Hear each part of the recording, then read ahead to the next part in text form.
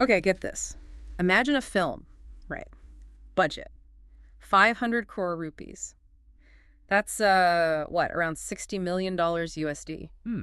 Yeah, a hefty sum. Now imagine that same film pulls in almost 1,300 crore rupees, about $156 million in, like 3 or 4 days. Wow. Ex- Okay, that's phenomenal ROI, especially so quickly. Exactly. It sounds almost unbelievable, doesn't it? Especially thinking about Indian cinema where, 1,000 crore is this huge benchmark. Right, the ultimate goal sometimes. But the filmmakers, they apparently put up that 500 crore with 0% tension. They were that confident. That level of confidence beforehand and then for it to pay off like that, Mhm. it definitely signals something unusual, something special about this I project. think so too.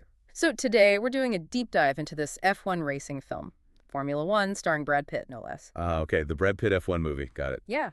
Yeah. It became this unexpected blockbuster, not just globally, but locally too. You shared a really interesting YouTube review. I did, yeah. It raised some fascinating points. So our mission here is to unpack how this film, which the reviewer actually says isn't really story-driven cinema, how did that become such a massive hit? Right, how does something not focus on story become this uh, incredibly immersive experience and break box office records? Exactly. We need to look at the money, sure, but also why it connected so deeply with such a wide range of people, way beyond your typical sports movie fans. Yeah, it really makes you think about what people want from a cinema experience these days, doesn't it? Maybe the definition is shifting. Okay, so let's start with that experience factor. The review really hammers this home. It says you don't just go to the theater. No, you sit in the car and go racing. That's the quote. Sit in the car and go racing, and all you need is 2 eyes, 2 ears, and 1 brain. I mean, that's quite a statement about pure immersion. It really is. It suggests something incredibly visceral, almost primal in its appeal. And then that connects back to the budget, right? Yeah. How do you justify 500 crore? Well, the review suggests the film earns it,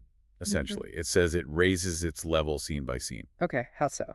It sort of builds this emotional connection step by step. So by the climax, you're not just watching a race, you feel tied to the driver, tied to the car itself. Ah, I see. So it's an emotional buildup through the visuals and sound, maybe, rather than just plot points. That seems to be the idea. That's how you get that feeling of being in the race. And, that kind of technical and emotional feat, that costs money. It certainly would. Okay, let's talk box office again, because those numbers are just, well, they're staggering. They really are. 500 core budget. And boom, 1,300 crore back in less than a week. It's astronomical. But the local angle you mentioned is maybe even more surprising. Right. The review highlights its huge success in India, making more money than latest movies, it said. Even, get this, blowing away Amir Khan's collection. Wow. Okay, blowing away an American film. That's a serious statement in the Indian market. Definitely. So it wasn't just, a standard Hollywood import doing okay. Yeah. It properly resonated locally, deeply. And that tells us something important, I think.